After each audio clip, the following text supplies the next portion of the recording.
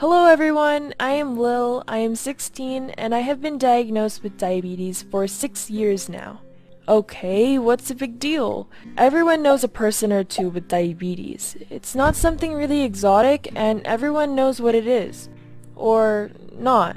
Believe me, if you think better, you will actually find out that apart from avoiding eating too much sugar, you don't know much about diabetes.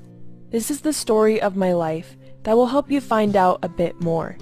I was an absolutely usual kid, and as it often happens, everything went fine until one morning. One morning I fell down the stairs while I was in a hurry for school bus. I sprained my ankle, and instead of taking me to school, my scared parents took me to the hospital.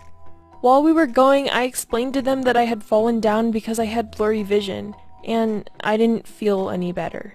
I was also extremely thirsty. This alerted my parents at once, so the doctor examined me with 2 complaints. He had 2 bits of news for me, the good one and the bad one. Good news was that my ankle would be okay in no time. Bad news was that my blood sugar was sky high, and after several analyses, I was diagnosed with diabetes type 1, an incurable disease. What did it mean? To me, it was just an odd-sounding word, but the doc explained it to me very vividly. Imagine you are in the middle of a seesaw. Seesaw board is your blood sugar level. In order to keep stable, you need to keep the balance. But it will never be stable on its own. It will go up and down, and you need to do a lot of job to keep it more or less balanced. And if it goes too up or too down, you will fall down and go to the hospital. This is basically the concept of diabetes. You need to dedicate your life to strict control of your blood sugar levels and keeping it within the acceptable range. Otherwise you will fall down and go to the hospital, or something much worse. This was a shock more to my parents than me. My mom was totally lost, not knowing what to do, where to start. I was actually cool, you know? Even with the seesaw metaphor, it is still very abstract. It is later that I realized how limiting diabetes is. I received a brand new glucose meter, and I was to check blood 6 to 7 times a day. I had to measure the numbers I saw there and take the needed action. That was either insulin injection if it was too high, or taking a candy, a glass of juice, or whatever sweet if it was too low. When you are 10, it's a quest you are not ready for. My mom did it at the beginning, but she said that at some point, I would have to take care of that myself. What effects did it have in my life? First, it was embarrassing. I had a specialized kit that I had to carry with me, and I had to take it out wherever I was and make strange manipulations in order to check my sugar level.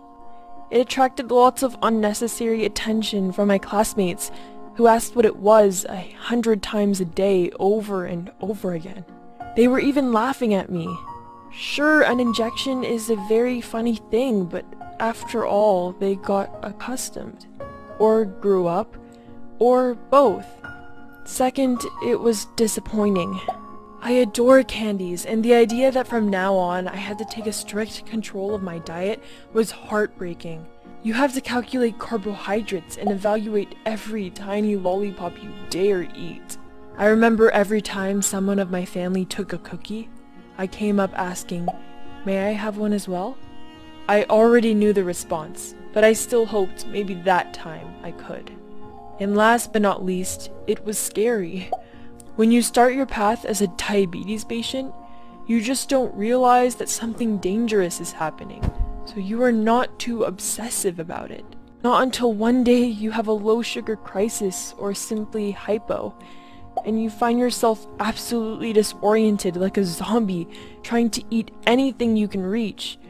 Or when you forget your kit at home and go to the hospital because you've missed your shot and your sugar level is skyrocketing.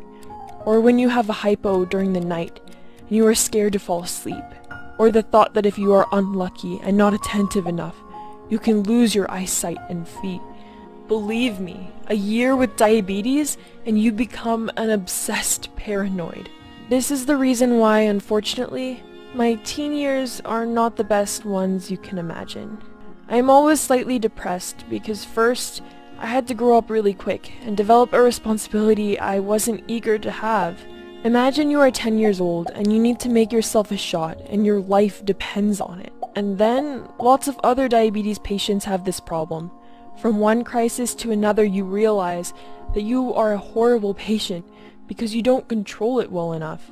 It's such a stress to see those numbers going up and down and back up again all day long. Even if any doc would tell you that you are not a horrible patient, you are just a patient, and everyone has the same struggle. However, there is also something positive. First of all, being cautious about your health brings only benefits. Then, your adaptation skill grows considerably. With all those checks and shots, I live an absolutely normal life. Do sports, go out with friends, even have a boyfriend who is aware of my state and in case I am in hypo, always carries candies for me in his pockets. And then there is another thing. I am in touch with many other patients with diabetes, and I know that we all have the same tendency. We all want to make our input into the search of universal treatment for our disease. Now I am studying hard, because my ambition is to become a biochemistry scientist somewhere in the future. That's why I say that diabetes is a bitter disease. But even so, it can make you a better, more responsible, and more determined person. Hope that I have raised your awareness. Like this video if you have learned something new, and share it with your friends to spread a word.